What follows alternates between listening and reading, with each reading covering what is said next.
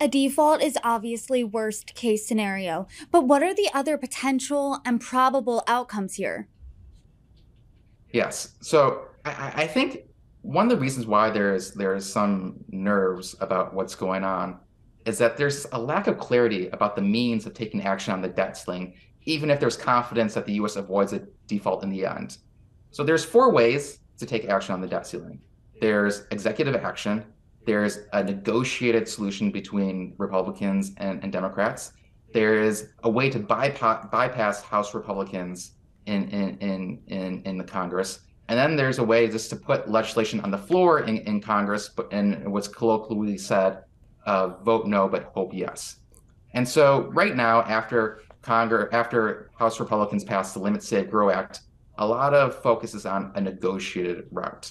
And so we're going to see McCarthy talk with Biden and Schumer and see if there's something that can go on. But if we get to that point where like negotiations aren't going anywhere, the X state is nearing, we're going to revolve around these other options. So you're going to hear more talk about internal deliberation within the White House and the Treasury of whether there can be executive action taken to remove kind of the debt ceiling factor. There's going to be talk about something called a discharge petition, which is a way to kind of bypass House leadership and bring legislation to the floor. If some House Republican moderates feel like McCarthy isn't able to deliver the votes.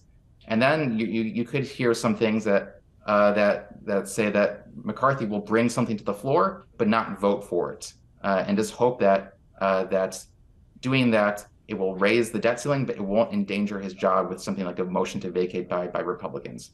And so right now the focus is on negotiations, but it's important just to be aware of these other options as the negotiations move forward and whether they prove successful or whether they prove to be a failure and what those options can mean and kind of the timing for that as the X date nears.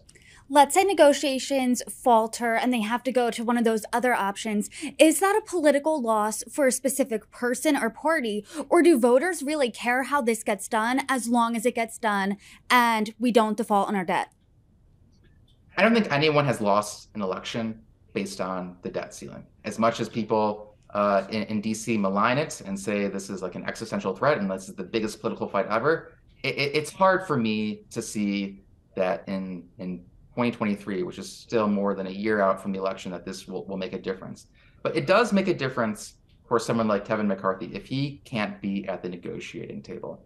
I think it is a little remarkable that between McCarthy and Biden, the two don't really talk much with each other. They don't have much of a relationship, but they have a lot in common. And one thing is that they're both perennially underestimated. And that's the case in DC for Biden, as it is for McCarthy, and how long he can be speaker. And another thing is that neither are really ideological people.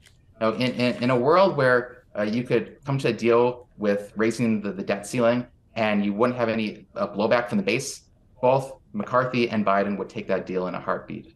But the problem is that the rank and file from both sides want to fight as much as they want a negotiated outcome. And so if there is a situation where McCarthy just can't deliver the votes on his side, or he feels like there's career risk if he kind of creates too many concessions, it's going to be a big blow to his credibility as a leader if you have to do something like a discharge petition or bypass the traditional norms of legislating. And we saw a former speaker, John Boehner, kind of lose his power from failed debt ceiling negotiations. And so I believe that if politically this doesn't make a difference on the composition of the House, Senate, and White House in the 2024 election, if you don't come up with a negotiated solution, but you come up with something to raise the debt ceiling, it would be politically disastrous, I'd say, for someone like Kevin McCarthy. A lot hinges on this for Kevin McCarthy, especially because he saw his speakership really hang in the balance there just a few months ago. And Ben, as this plays out, I hope you come back on and share your insights with us. Ben Koltun, thanks for joining me.